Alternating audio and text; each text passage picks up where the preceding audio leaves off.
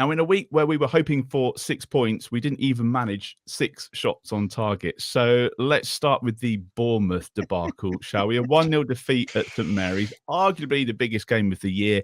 And of course, it was a record-breaking 11th home defeat of the season. Glenn, I checked back through the WhatsApp. It was the 3rd of April when you predicted a limp 1-0 defeat. Did you think it would actually be as dreadful as it was on Thursday? You never want it to be as dreadful as you suspect it's going to be, but the way I thought about it was that it's the most logical result to predict. If you had every possible result on a list at the bookies, 1-0 to Bournemouth would be the favourite, and so it proved. He picked a strange old team. He basically picked the same team more or less that we had at Arsenal, apart from changing the goalkeeper, I think. And there was one other change, wasn't there? Chilet came in for Bella-Kotchap. So Bournemouth at home, Arsenal away, and he's picked the same team for both. Different assignments completely, but there you go. That's the sort of thing he does. McCarthy in goal was the sort of headline selection, wasn't it? He was the winner of the lineup tombola that we spoke about. I guess so. Which name are we going to pick out of the hat for a start? I kind of reached the stage where I thought there's no point in changing the goalkeeper. It should have been done 10 games ago, but he did it for that game. For the first 15 minutes, I thought we looked okay. We had a bit of intent about us. We had a couple of sort of half chances, one for Walcott and one for Adam Armstrong near post, which was kind of a couple of bobbles that came back to him. But we had a couple of shots, looked okay. Bournemouth didn't offer much. But on about 15 minutes, they took over. They started getting Solanke into the game, and we made him look like a world beater by basically not closing him down, giving him space to run into. So the last half an hour of the first half was absolutely shocking. Didn't do anything. Bournemouth had a couple of chances, one narrowly over the bar. And then at half time, we had that rare thing where James Ward-Prowse comes off. And the second half was there's been a lot, but I thought the second half was the biggest shambles of Ruben Selles' time so far. Going to 3 at the back with Elyounoussi and Walker-Peters on the wrong side as wing backs. So you're not going to get any benefit from there, really. Certainly in an attacking sense. That's a big claim because it's a low bar, isn't it? It is in terms of like how dreadful he's been as a manager. No one seemed to know where they were supposed to be. There was one stage in the second half where it looked like Romeo Lavia was the only player in midfield. Armstrong was wide right, Maitland-Niles was wide right, Alcaraz was up front, and Lavia was in midfield on his own. And we kind of got away with that a little bit because Bournemouth had retreated, and we were building up a head of steam for the last 10 minutes when it was already too late. But the shambles started at the start of the second half. Clearly hadn't practiced 3 at the back. No one knew where they were. Matter of time before Bournemouth scored, and they did. It's a bit of a bobbler. It's just one of those things that goes against you when you're down the bottom. He didn't hit it properly, but it still found its way in. And like I said, he made a couple of substitutions with Stuart Armstrong and Che Adams coming on, and low bar, but they raised it a little bit. Stuart Armstrong probably put in more effort in those 15 minutes than he has done all season put together. Set up the goal, which then got disallowed, which kind of says it all. But did it make any difference at the end of the day? Okay, we might have had 5 minutes where, there might have been a little bit of hope of nicking a totally undeserved win. And I suppose if it had ended in a draw, it would have made Bournemouth sweat a little bit more, but they won today, so it wouldn't have made a difference anyway. So that goal being disallowed really didn't make any difference. And, when we had 10 games to go, we looked at the games against the other teams down the bottom. So it was West Ham at the time, Crystal Palace and Bournemouth, and thought we need sort of 7 or 9 points from those 3 games. And we got 0 with 0 goals, and we're still playing with no striker from the start of games. And the guy's an idiot. As far as I'm concerned, he can go. He's been given the job to keep us up, and he's I know he's not technically failed yet, but we all know he has. It would be amazing if we don't finish flat last. And we're not going to get anywhere. Will we get 30 points? I doubt it. So I think that will be our worst ever season in the Premier League, in the top league. So certainly since it went to 3 points for a win. So yeah, it's not been great, and it's not solely his fault. Obviously, I'm sure we'll do a podcast on. There's a whole episode to be done, isn't there, on the blame and who's at fault and when the decline started. Yeah, and then he compounded it after the game by talking an absolute drivel in the press conference again, trying to justify the decisions that he makes. I mean, the one I liked is Adam Armstrong played because he looked good in training. You would do against our defence. Yeah, but to me, that's the sort of thing that you say when you promote an 18-year-old for his first game.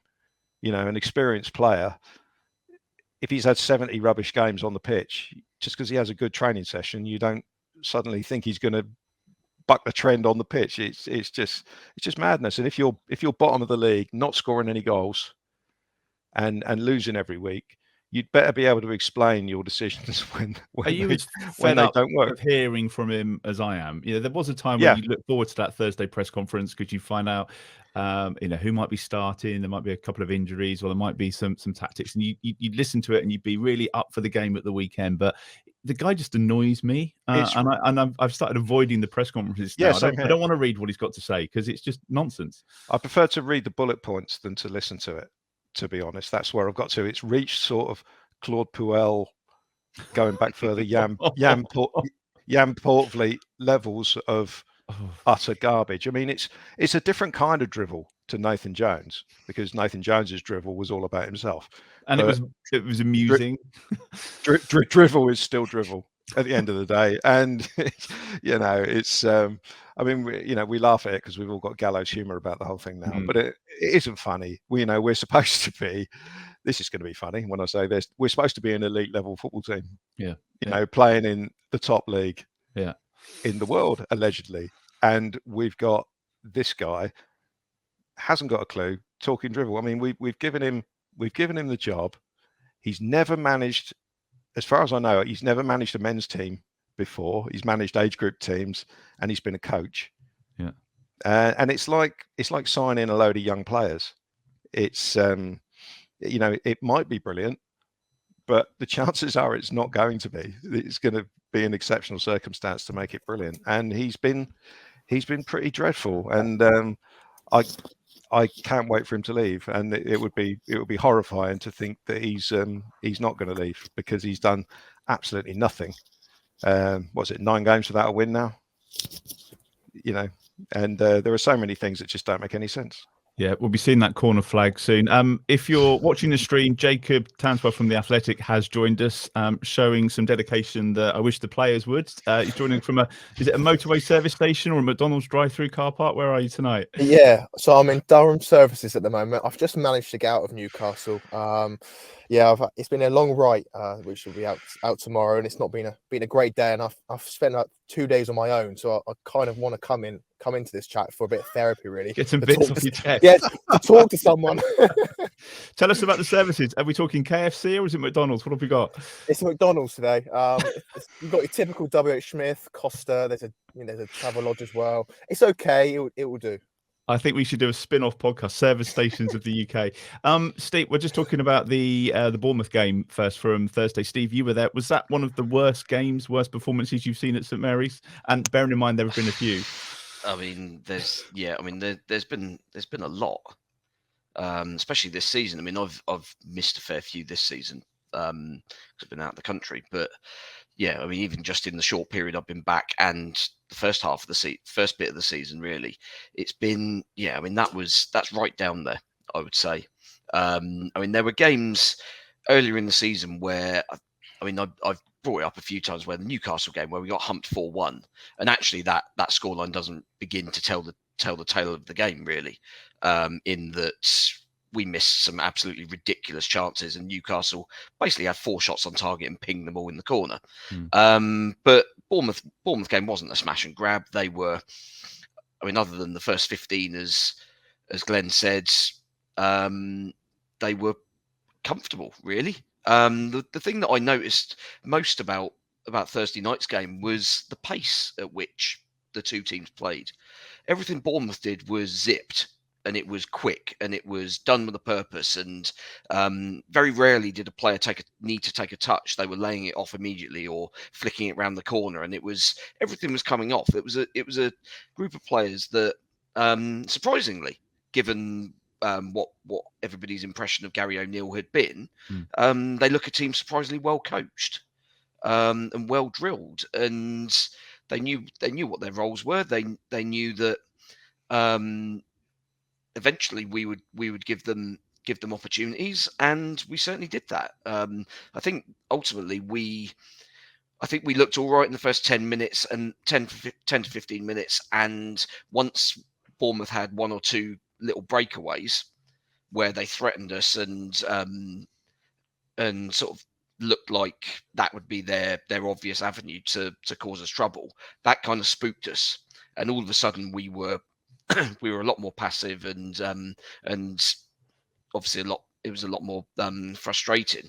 But in terms of the pace, we were really sluggish for the most part. It was only probably the first 5 minutes really when Walcott had that for once somebody actually played the pass into him early. I think it was El Yunusi finally actually played the pass at the right time. Walcott made a great run, cut inside, and unfortunately on his left foot he's not put the right power on it. And you thought, okay, well, 2-3 minutes in, that's a good start. That's looking good. And other than Armstrong's one, which I didn't actually realise until I saw the highlights, actually hit the post rather than the keeper making the save.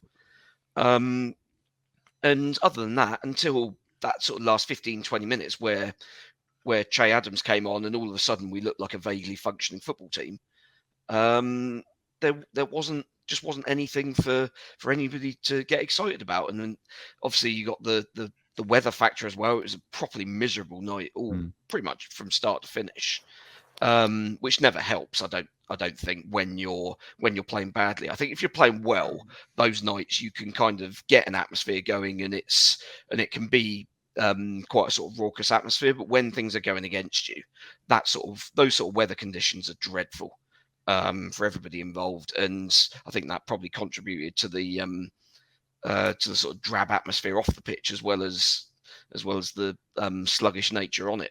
Yeah, we've seen too many of those annoying games recently. I'm just waiting for Jacob to finish his wrap of the day. The hope was that we could follow up that Arsenal display, but really it couldn't have been any different. It was just so disappointing on Thursday. Yeah, it's not a surprise though, is it? You saw in the first half today as well. You just think this team, it's a mental block. They're subbing in it. They can't play at home. I think that's now established, because even if they start well after 10 to 15 minutes, as soon as there's a lull, I think we've all got a part to play in it. There's a bit of groaning, booing, the silence in the crowd, but then the players as well don't do anything to get the fans back on side. I just think there's a real issue at home, and I think next year in the Championship there has to be this transformation from losing all the time to suddenly finding this habit of winning. And I think it will take a long time, to be honest. I don't think it's going to be smooth, even if they do go down division. But what I didn't like about the Bournemouth, still hopeful, not mathematically done yet. But what I didn't like about the Bournemouth game was I've watched a lot of Bournemouth this season. Sellers was there on Sunday watching the West Ham game. They didn't put any balls into the box, crosses. I'm sure we've already talked those about first this. two corners. Yeah. Oh my god, absolutely bizarre. And then also it's a slippery surface. Dominic Solanke runs the channels every day, all day. He does it perpetually. They always transition out wide. They create spaces out wide. And Slanter stayed in this narrow structure without really pressing and just allowing Bournemouth to put these balls into the channels where not Bella-Kotchap, where Bednarek and Saleta Sarr were just exposed all the time. And even if they did well, they were continually getting that threat against Solanke. And I just think, you've seen Bournemouth, you know how they're going to play. And it's either a failure of the manager or a failure of the players to heed these tactical instructions, because something's not working. And yeah, Bournemouth fully deserved it. They're much more unity amongst the fans and the players. They're just a more cohesive team. And Gary O'Neill, I don't think there's much difference between Ruben Sellers and Gary O'Neill, apart from Gary O'Neill knows how to get the best out of his players. And we saw that on Thursday night, and it should have been much more than 1-0. Glen, was the tone set by the team selection. I mean, we talked about play stoppers last week. They were out in force again on Thursday night, weren't they? You know, there was comparisons to that. People were comparing it to that Swansea away game when Gabbiadini scored and we kept the hopes alive. It was a million miles away from that, right from the minute the team was announced. Play stoppers, do me a favour. Is that what we call I call him now? that one. I call him that, Glen. Yeah. Well, don't, because play stoppers. Is that something we've come up with now, to players that are crap and are no use when they're actually got the ball? I mean, do me a favour. Was it set by the was the tone set by the team selection? Yeah, I believe so. I mean, like I said, I don't think he really knows what he's doing. So it's very similar to, Ralph did this a couple of times where we have games that are a completely different assignment. As I said, Arsenal away, Bournemouth at home, completely different. And because we did relatively okay against Arsenal, he's picked as close to the same team as he can. What gets me is another thing that got me was the she got McCarthy in goal. You can't play the same way with McCarthy in goal as you can with Bazunu in possession, because he's got lead legs. Let's face it. He can't play with his feet at all. It's horrible to watch. It's like a tap dancing rhino. It's awful. And Bazunu can kick the ball well and he can play with his feet. But I mean, some of our passing moves across our own 6-yard box were just legendary on Thursday, wasn't it? It was like 3 panic passes and then McCarthy clubs it out of play on the halfway line. So there didn't seem to be any cohesion, any idea of how to deal with that. In the same way that when Paul plays, we obviously don't practice how to get the most out of him either. So yeah, I think it was set. I mean, you look at the who's going to be the goal threat in that starting lineup. Basically, your 2 furthest most forward players are Walcott and Adam Armstrong. Good in training, granted, but 3 goals in 70 games, and Walcott, he's been better than most people have expected the last sort of 7-8 games, but it's still a bit hit and miss, and it's hardly a striker who's going to strike fear into the opposition. So yeah, I think the tone was set from the start, and it was it always feels like we're so scared, we're so scared. And as the game went on, I mean, Jacob touched on it, the sort of like booing of players. But if a defender or a midfielder has got the ball and there's a ball forward and they turn it down in favour of going sideways and backwards, then you think, okay, fair enough, you can have a go at them for that. Most of the time, there's absolutely no one moving. No one wants the ball. If Chiletazar, for example, has got the ball, Lavia wants it. Ward-Prowse doesn't really. So he's got a choice of Lavia with 2 players up his backside, or he can go left to Perot, right to Bednarek, or back to the goalkeeper, and or club it up the pitch. That's it. There's no progression through the thirds, whatsoever. And after the first 15 minutes, Bournemouth kind of worked out how to play against us, and everything that if we'd been planning anything, then Bournemouth had sussed it out after 15 minutes, and that was the end of that. So yeah, long answer to a short question. I believe it was set by the team selection. By the team selection, yeah. And it was kind of, there was a very brief sort of 10-15 minutes where it looked okay, but after that, nothing. And Jacob, were you surprised to see Alex McCarthy come in? I know we talked about him coming in before. He should have come in. Was it Boxing Day? I think then he got the injury, so it didn't happen. Glen mentioned it was probably 10 games too late. The change should have been made. I think, did you write the piece this week about his wages dropping if he doesn't? It was almost like it was a reminder. If he doesn't play enough games, he gets his wages dropped. Then the next thing, he's in the team and he's starting. But that can't have been the manager's decision on his own, because there's a professional goalkeeping coach that's working with them every day. And surely Andrew Sparks must have a say in who starts. So you think they share that decision, but it just seemed really bizarre to bring him in for that game. Yeah, Andrew Sparks had a decision in pre-season, because the plan was actually for Alex McCarthy to be the number 1, Bazunu to gradually step in and evolve. But because Andrew Sparks was a huge fan of Cameron Bazunu, he was really influential in the recruitment of him, because he impressed the pre-season. I remember that save in that first pre-season game in Austria. He came straight into the lineup, and I think it was quite jarring, because you think Alex McCarthy, second highest earning at the club, signed a contract in 2021, has this clause in his contract where if he doesn't play a certain amount of games, it means his money goes down, which I think if you want to be skeptical about it, you probably say, okay, that's the reason why he's not coming sooner. I don't know what the amount of games, so maybe they've passed that threshold now, so even if he plays from now to the end of the season, he still can't get that target.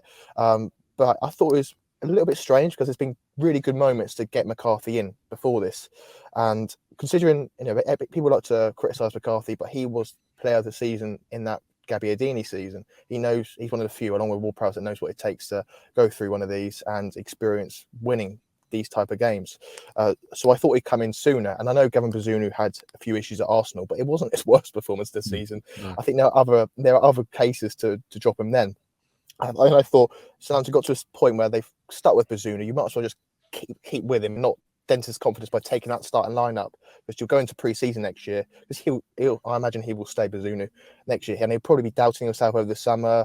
Where if he just carried on the whole season, I think that would be done really well, and even in the case of relegation, he would have learned a lot from it. But because he's on the bench, he's having to sit, he's having to play a second string role now almost. I think it feels a little bit off. But I think McCarthy, I think he was quite good today. Actually, I thought he made a few good saves. Good, came out quite well, punched a few away. It's just, I think there's a perfect timing for it, and it probably wasn't April with 7 games to go. Is it just another example, Steve, of really poor man management? Yeah, basically. I mean, obviously Nathan Jones's hand was forced in that McCarthy got that injury presumably on Christmas Day training, if he was due to play on Boxing Day, and he wasn't then available properly. I'm not even sure he was even on the bench sort of towards the end of Jones's time. He might have just about come back at that point, but I assume Jones probably had other things on his mind, so the goalkeeper thing was probably not highest priority, which is kind of fine, really. I don't. Probably one of the few things I don't blame Nathan Jones for, actually. And yes, but then obviously Sellers comes in, and Sellers has been here since the summer, so he's seen Bazunu in training, he's seen him in games, and obviously in conversation with Andrew Sparks, that would have surely been a something that had been spoken about in detail. They'd have gone through probably all areas of the team to kind of work out what they thought was the best option for us. You'd hope. Stuck with Bazunu initially. Okay, fine. You made your decision. Let's go with it. And he's just randomly picked this game to decide. Nope, we're gonna make this change. And we've probably killed the self-confidence of Bazunu, who'd, I mean, you see comments. I think he'd done an interview with, I think it was in the Echo maybe a couple of weeks ago, where he said that, look, I know I've made mistakes. I'm young and I'm learning, and I'm trying to improve every game. And that's kind of the attitude you expect from a young player who's kind of thrown into the deep end like that. And I think, taking him out at this point is probably going to do more harm than good, I would imagine. Yeah. Another young keeper that potentially we're going to end up ruining his confidence.